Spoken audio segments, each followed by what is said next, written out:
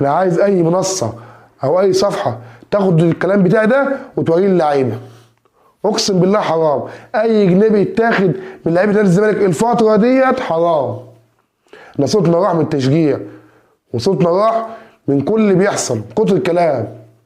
في بدايه الدوري ماشي كويس وكنت انت رقم واحد، ماتش اسوان زفت، ماتش الداخليه زفتين، ماتش الاتحاد النهارده 3 زفتات. في ايه بيحصل؟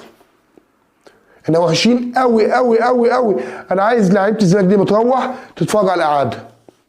بص امام وهو بيتمشى، بص الجزيري مش موجود، مصطفى شلبي يا دوب اهي، عبد الشافي يا راجل بيحاول بس فين؟ ده سيد عبد الله لما نزل كان احسن من اللعيبه الموجوده. زيزو مختفي بقاله اكتر من ماتش، طب ده ما اقدرش اكلمه، بقاله موسمين 3 اداؤه ثابت. لكن